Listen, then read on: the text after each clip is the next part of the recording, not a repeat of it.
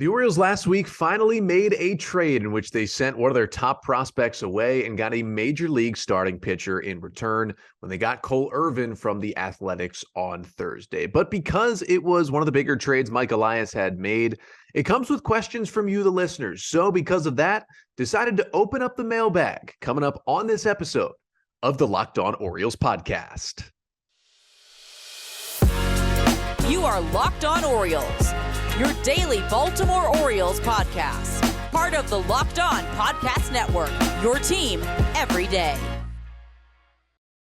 Hey there, Orioles fans. Today is Monday, January 30th, 2023, and welcome back into the Locked On Orioles podcast, part of the Locked On Podcast Network, your team every day. As always, I'm your host, Connor Newcomb. And coming up on today's episode, it is another Mailbag Monday edition of the podcast. I'm going to answer 9 Orioles questions, all from you, the listeners, here on today's pod. We'll answer a couple more questions about breaking down the Darell Hernaiz for Cole Irvin trade a little bit further. We'll take a look at what kind of players the Orioles could deal away in future trades, whether it be later this offseason or maybe at the deadline in 2023. We'll talk about the outlook for some players this season, including Ramón Urías, and then a little update on where some of the 2022 Orioles are now, the guys who were free agents and did not re-sign with the Orioles. But that's all coming up on this episode of the Locked On Orioles podcast, which is brought to you by FanDuel Sportsbook, the official sportsbook of Locked On.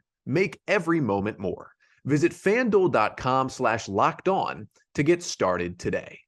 So let's jump right into the mailbag here. We thank you so much for sending in your mailbag questions. If you did submit a question and it is not answered on today's episode, do not worry. We will have future mailbag episodes later this offseason. Potentially might even do another mailbag later this week because I got so many good questions. Couldn't get to all of them. If you'd like to submit a mailbag question for a future episode, again, you can email us at lockedonorioles@gmail.com. Tweet us at lockedonorioles. DMs are open as well. And you can leave a comment here on the YouTube page. Make sure to like, comment, and subscribe to the Locked On Orioles YouTube page as well to get all your O's updates. And we're getting close to 2,000 subscribers when we get there. Going to do some big Orioles giveaways, but you have to be subscribed to enter those giveaways. And we thank you so much for doing so if you have already. But we'll jump into the mailbag here with our first question, which comes from Daniel on Twitter, who asks, is having Kyle Gibson redundant now that the Orioles have acquired Cole Irvin? And does giving guys like Tyler Wells, Spencer Watkins, Austin Voth, and DL Hall a chance in the rotation instead make more sense for the Orioles? And I think this is a fair question from Daniel, and it's one that's come up on this pod a little bit and from other people as well, because, I wanted the O's. I made this very clear. I think many of you wanted the O's to get a pitcher this offseason who you could start on opening day and feel really good about it. And now maybe the O's weren't going to get Justin Verlander, but I really thought Carlos Rodon would have been a great fit. Whatever. They didn't want to spend the money. Even if you go down to the guys like Jamison Tyone and Chris Bassett, I was really high on the O's bringing them in. Didn't do it. Okay. You go to the trade market. Well, maybe you can't pull off the Corbin Burnes one, but it felt like they could go get a Pablo Lopez, one of those other Marlins starters, maybe someone from Cleveland or Seattle or different teams, even one of the other Brewer starters as well, who, even though they might not be an ace, you could legitimately start on opening day and feel good about it. I mean, remember Nathan Eovaldi was still available for a while, and I was like, maybe he's not your ace, but he started 3 straight opening days for Boston. I think he could do it for the Orioles.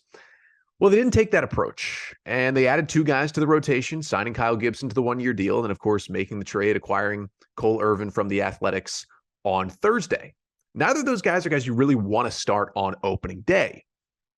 And I get where the question comes from because it feels like Irvin and Gibson both kind of more back end of the rotation additions, which they probably are.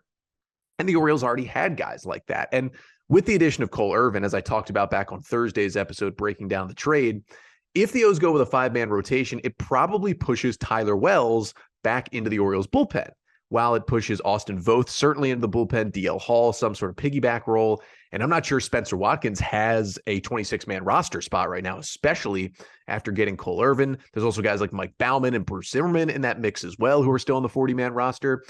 And I get that it could make sense to give those guys another shot. But really the reason for Gibson and Irvin is you still needed more adults in the room. This is something I've talked about throughout the offseason on the pod, how once the Orioles showed that they weren't going to bring Jordan Lyles back, they went into the offseason with no returning starting pitchers. Nobody in their starting rotation having thrown essentially a full MLB season as a big league starter.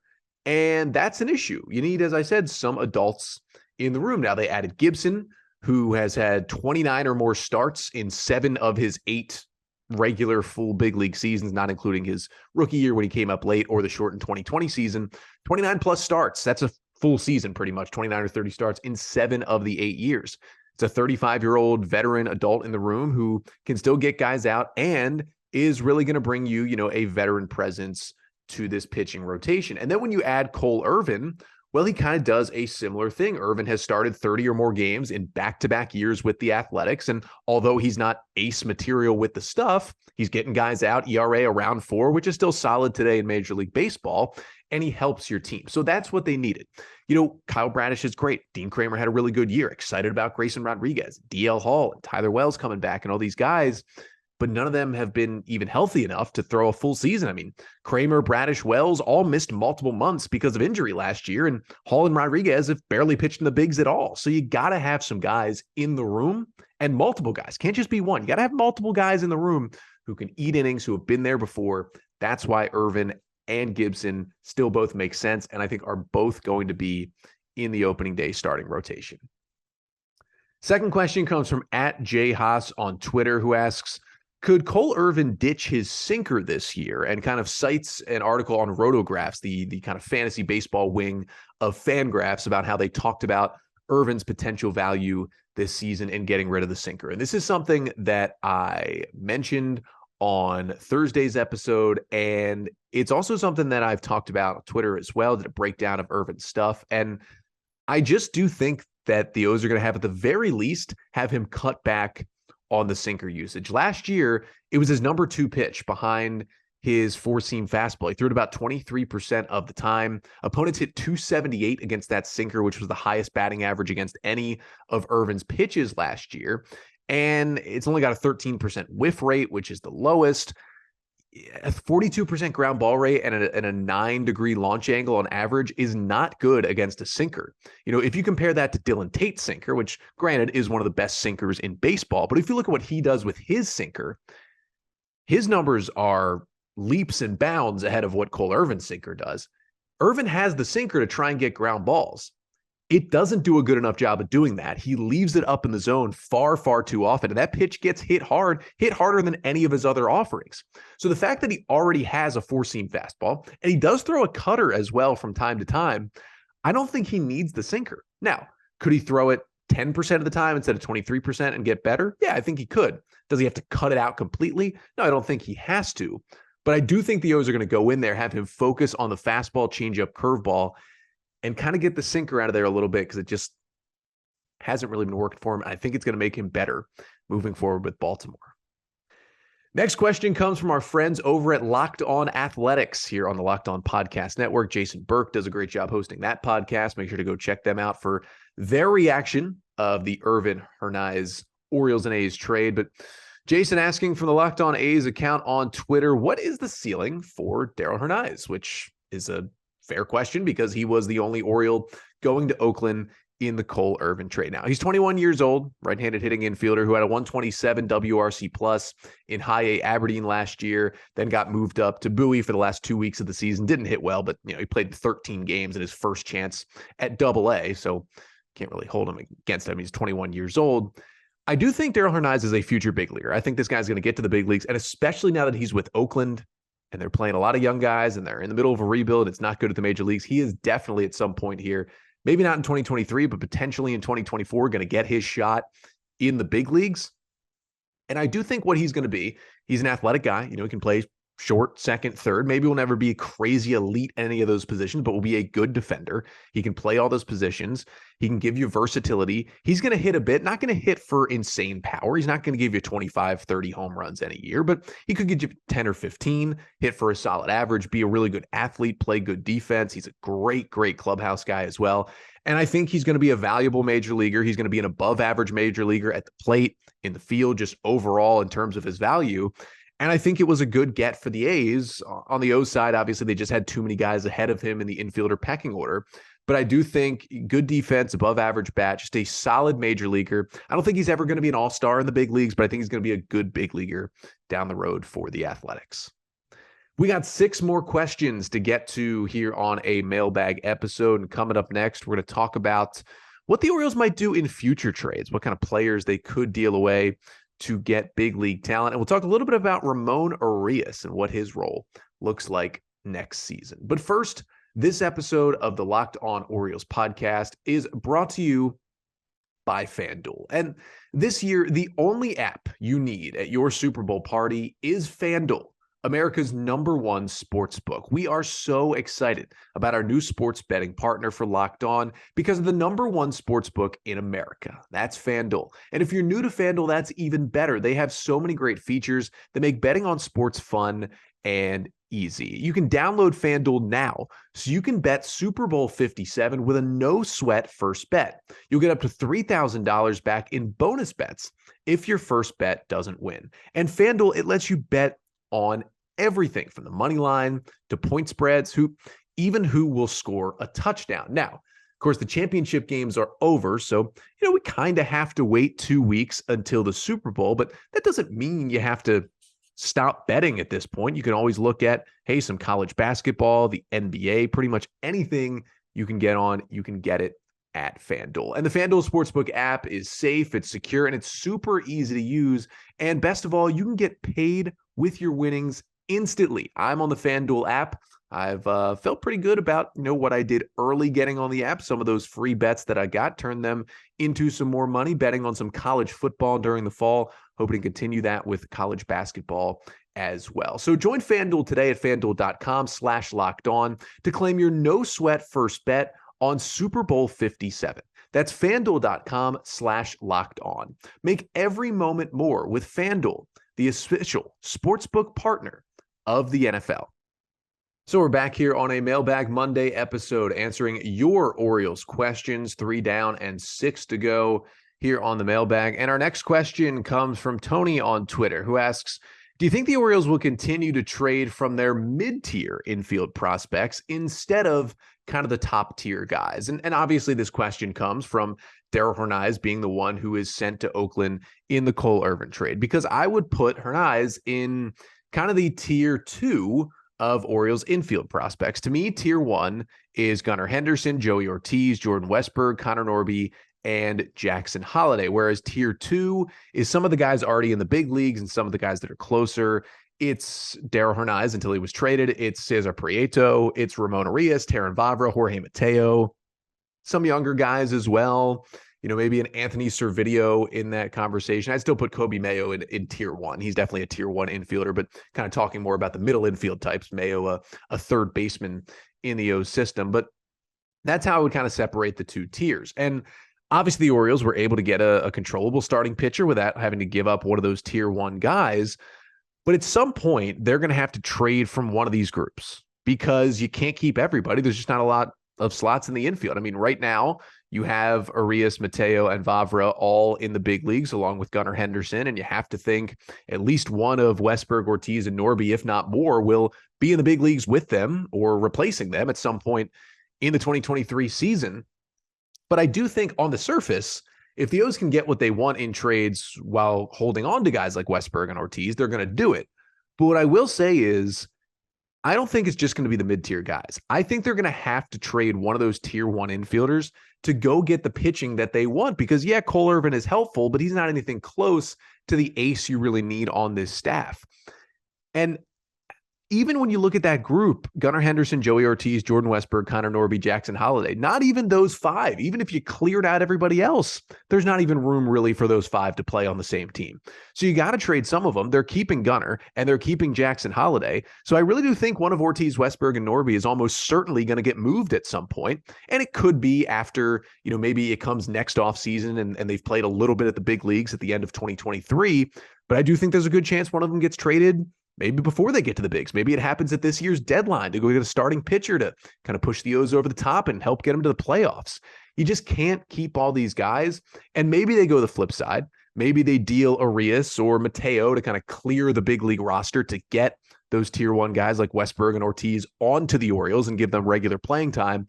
But either way, something's got to give. You can't just hold on to these guys forever. And I do think it's going to be kind of those tier 1 guys being dealt for Major League starting pitching. Next question comes from Jake on Twitter, who asks, do you think the left field wall makes right-handed hitting prospects more expendable in trades? And obviously we just saw one again, Darell Hernaiz, a right-handed hitter, dealt in the Cole Irvin trade. But I also think it's not just right-handed hitters in general. It's kind of what kind of right-handed hitter are you? Because, for example, Connor Norby, who we just talked about, great year, AA and AAA, second baseman, right-handed hitter, is going to be knocking on the door of the big leagues here in 2023 if he continues to hit well with the Norfolk Tides in AAA.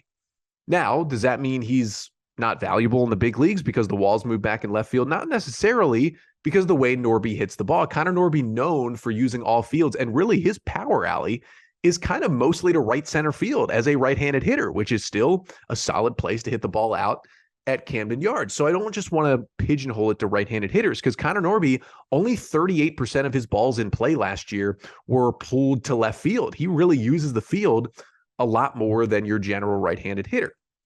Now you look at Darell Hernaiz, he was at 46% pull percentage. So that's a little more pull happy. Maybe that would have made him less valuable from a power standpoint at Camden Yards. The other thing you want to think about is it's not just right-handed hitters, it's right-handed power hitters.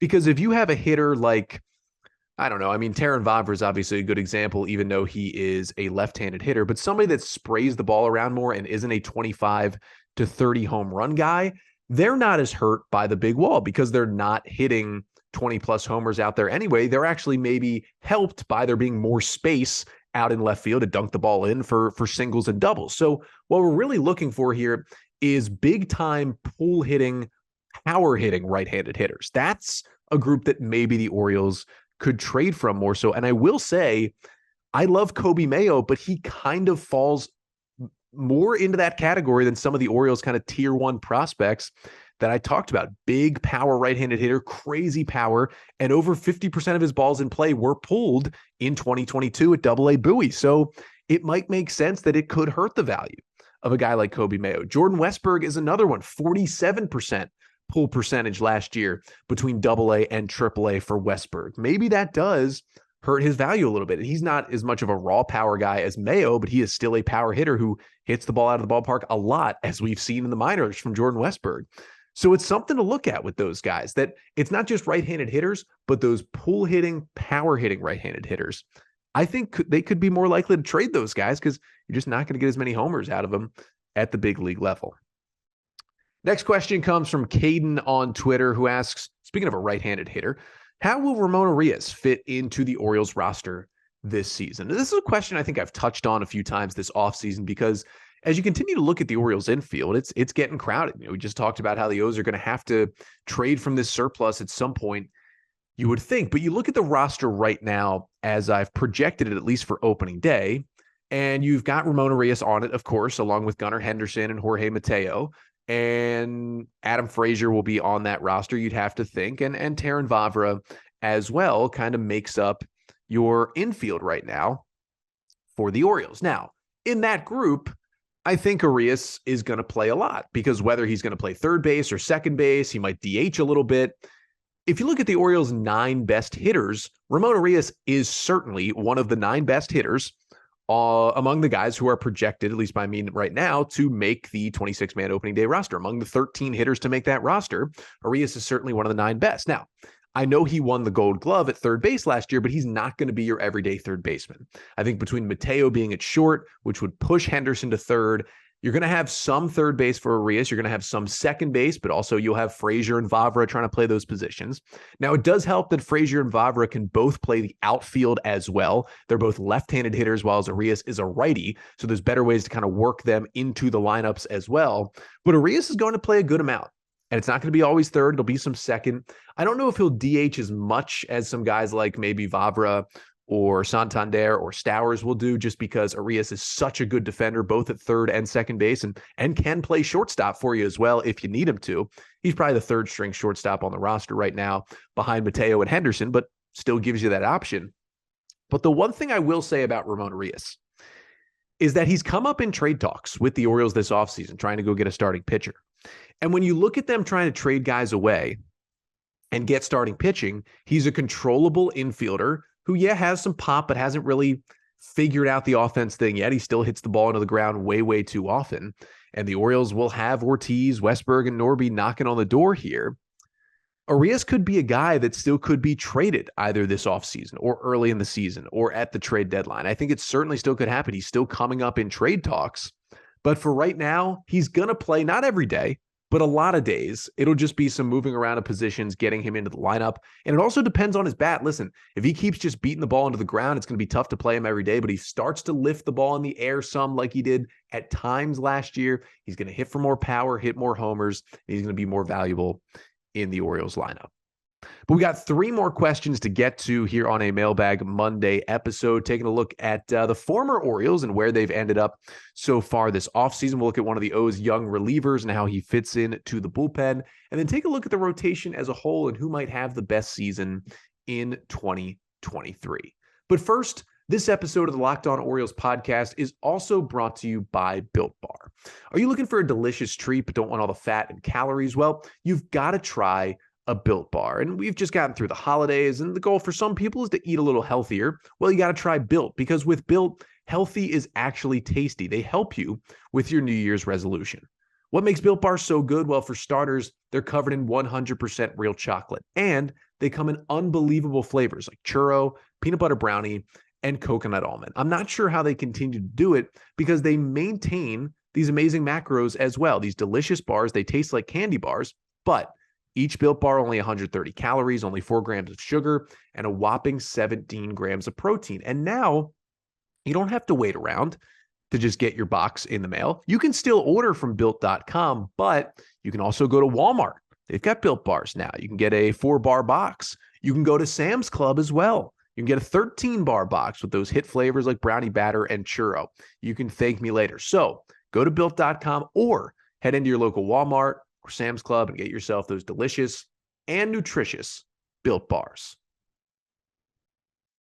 So we're back here to finish things up on a Mailbag Monday episode of the podcast. 3 more questions to get to here, and we'll jump right back in with a question from Tyler via Twitter, who asks, where will last year's Orioles free agents end up this offseason, and where have some of them ended up as well? Now, he mentioned specifically Rougned Odor, but I wanted to just kind of go through some of the rest of these guys and tell you where they are. Of course, Jordan Lyles signed a 2-year deal with the Kansas City Royals, and then Trey Mancini, a 2-year deal with the Chicago Cubs. Those are the 2 big names so far this offseason. But some of the other Orioles have signed elsewhere, whether they be major or minor league deals. You got Jesus Aguilar did sign a 1-year deal with the Oakland Athletics. Brett Phillips got a 1-year deal from the Los Angeles Angels. Jake Reed, remember him, he is back with the Dodgers. Yennier Reyes signed a minor league deal with the Mets. Rico Garcia, a minor league deal with the Athletics as well. Paul Fry still bouncing around out there, actually got a minor league deal with the Blue Jays. Lewis Head is back with the Marlins as well. And then the last name I found, Chris Owings, is nowhere, and I would probably say his MLB career is over after that disastrous display early in the season with the Orioles. But of the 3, major league free agents the Orioles brought in last offseason in Lyles, Chirinos, and Odor, only one has signed. Lyles, the 2-year deal with the Royals. Rougned Odor and Robinson Chirinos, as of taping here Sunday afternoon, are still free agents. And, obviously Chirinos is almost a decade older than Odor, so they have many different prospects when it comes to the free agent market here as we're about to flip the calendar into February. But in terms of Robinson Chirinos, he was playing in the Venezuelan Winter League. His team won the championship, but I think it's probably done for him. I hope he gets the chance to play maybe in the World Baseball Classic, but he was a terrible defender, terrible pitch framer, terrible hitter last year. He's 39 years old. I think Chirinos is probably done in the big leagues, probably be good for him to hang it up. But I still think Rougned Odor is going to get a contract. Now, will it be a major league deal? Uncertain, but I think at the very least, Rougned Odor is going to get a minor league deal. He's not even 30 years old yet. He's going to get a chance to continue his career. The question is where, and while there really haven't been any rumors connecting Odor to any team so far this offseason, there's been some, sites speculating and writing about it. And the team I've seen the most, and does maybe make the most sense, is the Boston Red Sox. Especially after Boston had Trevor Story get that surgery. He's going to miss like the first half of the season. They could not retain Xander Bogaerts.